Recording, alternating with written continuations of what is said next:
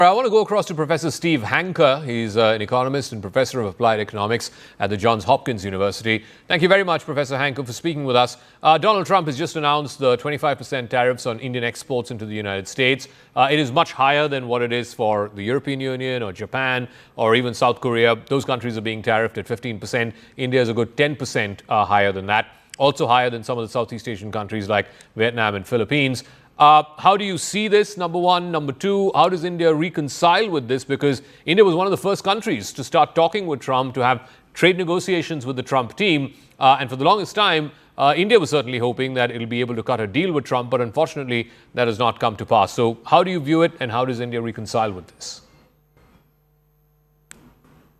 Well, the thing to realize is that these so-called deals that Trump is doing with regard to tariffs and trade are not really deals. They're just oral agreements. They're not even in writing. There's no text. It's all very unprofessional and almost unique.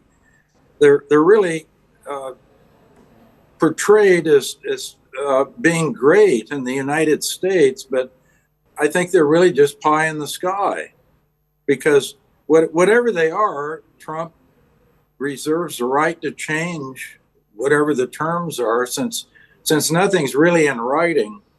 So I think success is in the eye of the beholder. I think the only thing we know for certain is that American consumers will be paying a large sales tax on everything they import, including importation of goods and services from India.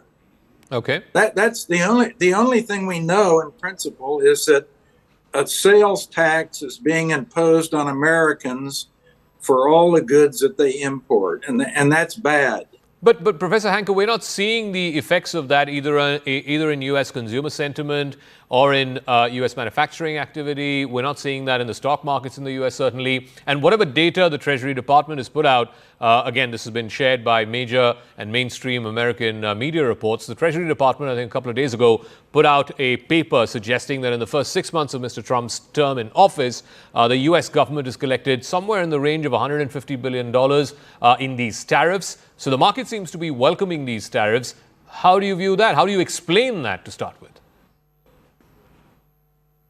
Well, I explain it. It's obvious. They're imposing a sales tax on imports, so that revenue goes to the U.S. Treasury.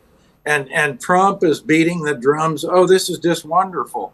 No, it's a disaster for the U.S. consumer, because where do you think the money comes from? They advertise it as if the money will come from Indians or Europeans. No. It's paid for by the importer who imports the goods into the United States. That means Americans pay the tax, and that tax goes to the government. Okay. I think the markets are basically in a speculative frenzy anyway in the United States, and no matter what happens, the markets go up. In a speculative frenzy, the markets go up. Just look at Bitcoin. Yeah. Bitcoin is a speculative asset. It has no fundamental value, and it just goes up, up, up, up, up. Well, that bubble will pop someday. We don't know when. And by the way, my market bubble detector in the United States is at a very high level. It's in bubble territory, meaning that there's a bubble in the U.S. Okay. That means the market is overhyped, overpriced, and overbought. So, and eventually, either one of two things will happen when you're in a bubble. All right, Mr. Hanke, one second.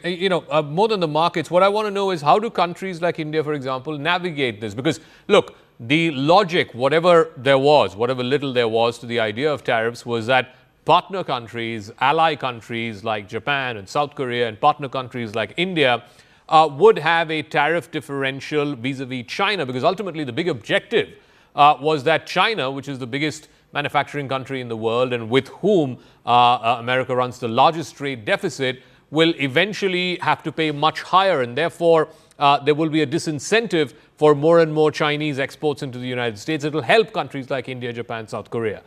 But that doesn't seem to be playing out the way some of these countries were hoping. Well, for one thing, let me be clear about one thing. The foreigners are not creating the trade deficit that Trump worries about because of their nefarious activities and manipulating exchange rates and all those kinds of things. The trade deficits are created by Americans because Americans, since 1975, have spent more than the GDP generated in the United States, and that gap is filled by importation and a trade deficit that exists.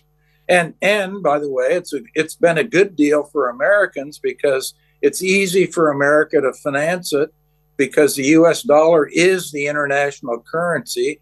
We have a very easy way to finance the trade deficits and attract the capital inflows that are required to counterbalance the deficits. All right. The Mr. idea Hanke, thank you for joining us. That's Professor Steve Hanke from the Johns Hopkins University School of Applied Economics, saying that tariffs overall are a disaster, more so for the American economy.